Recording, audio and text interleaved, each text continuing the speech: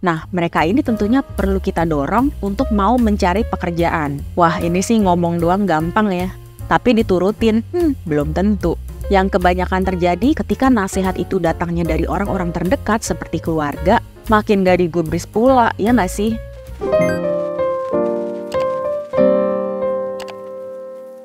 Welcome to Kimonolog bersama aku Momo hanya di Kimo Channel. Kimonolog adalah segmen di Kimo Channel yang ngebahas tentang beragam fenomena kehidupan kita sehari-hari, terutama kita-kita yang sedang dalam usia produktif. Tujuannya supaya kita bisa sama-sama belajar dari pengalaman hidup aku, kamu, dan orang-orang lain di sekitar kita. Guys, banyak dari kalian pasti mengenal salah satu karakter dongeng yang namanya Peter Pan. Nah, buat yang belum tahu, Peter Pan ini adalah sosok yang selalu digambarkan sebagai anak kecil alias tidak pernah dewasa. Dia tinggal di Neverland, sebuah tempat yang menyenangkan, penuh dengan petualangan dan kesenangan anak-anak. Nah, tapi kali ini kita nggak akan bahas soal dongengnya, tetapi kita akan bahas sebuah fenomena perilaku yang dikenal dengan istilah Peter Pan Syndrome.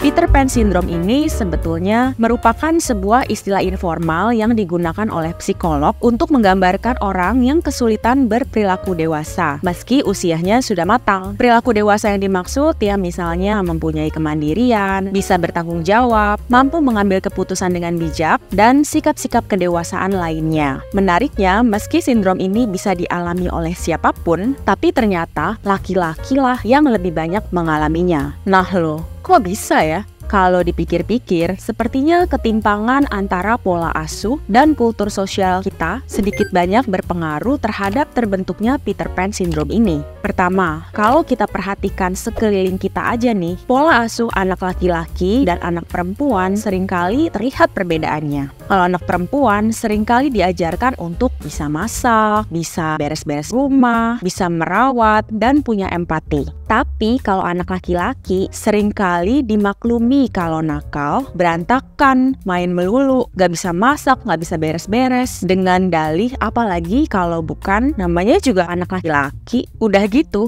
pas beranjak dewasa, dibilangnya boys will be boys. Sebuah normalisasi gender yang sebetulnya mengkerdilkan kapasitas cowok gak sih?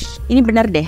Buat para cowok yang abis nonton Kimonolog ini, please deh jangan bangga kalau kalian dibilang boys will be boys bro. Karena itu artinya Anda approve bahwa Anda gagal dewasa loh. Nah, tapi di sisi lain, kultur sosial kita kan menempatkan laki-laki di posisi kepala keluarga, yang mana punya tanggung jawab besar, harus bisa melindungi dan mencari nafkah untuk keluarga. Dan ketimpangan itu terjadi ketika sosok si bocah laki-laki ini gak siap karena emang gak dipersiapkan dengan baik oleh orang tuanya untuk mengambil peran itu. Terkadang ada kan ya orang tua yang overprotective, terlalu terlibat sama urusan anak sampai ke detil-detilnya. Sampai-sampai si anak nggak dikasih kesempatan untuk bisa menyelesaikan masalahnya sendiri. Nggak dikasih kesempatan untuk mengalami kegagalan ataupun berbuat kesalahan. Nah, pola asuh demikian akhirnya membuat si anak tumbuh menjadi pribadi yang selalu mengandalkan orang lain. Nggak pede menyelesaikan masalahnya sendiri dan akhirnya cenderung ingin kabur dari rasa tanggung jawab.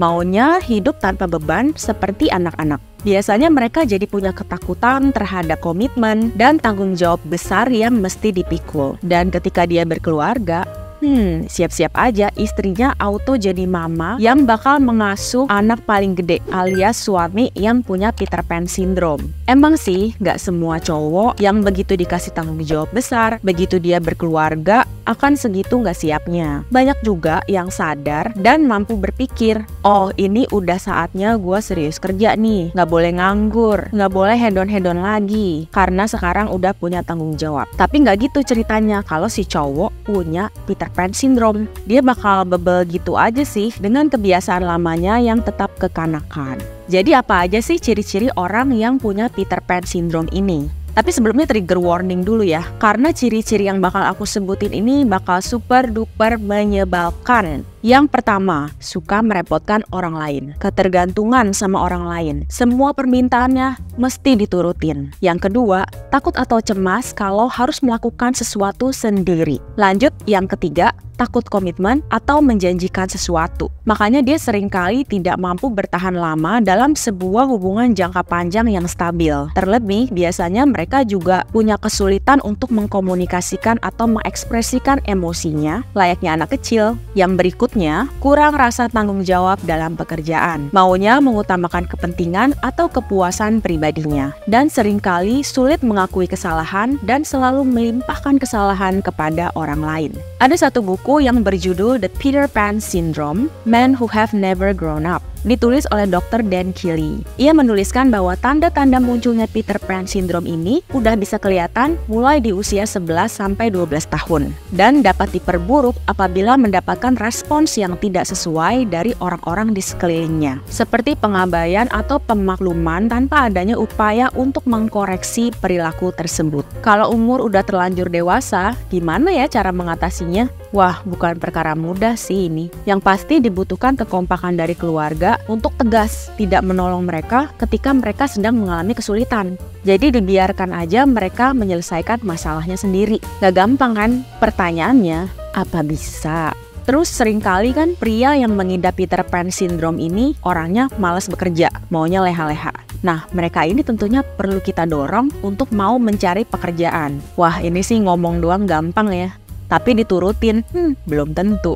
Yang kebanyakan terjadi ketika nasihat itu datangnya dari orang-orang terdekat seperti keluarga, makin gak digubris pula, ya gak sih? Jadi balik lagi, ujung-ujungnya ketika segala daya upaya sudah kita lakukan dan tidak berhasil mengubah si orang tersebut, mungkin saatnya untuk mulai mencari pertolongan, berkonsultasi dengan ahlinya, seperti psikolog agar bisa mendapatkan penanganan khusus. Kalau masih gak berhasil juga, kayaknya inilah saatnya kita berkata pada diri sendiri, yuk mari kita fokus aja sama hal-hal yang bisa kita kendalikan. Balik situ lagi kan akhirnya. Ya mau gimana dong, kita kan bukan superhero ya. Gak semua permasalahan di dunia ini mesti kita pecahkan. Tapi aku penasaran, kalau menurut kalian gimana guys? Ceritain dong pengalaman kalian. Mungkin kalian punya saudara, punya temen yang kena Peter Pan Syndrome. Upaya apa aja sih yang udah kalian lakukan untuk membantu mereka? Bisa banget langsung aja ceritain di kolom komen di bawah. Oke?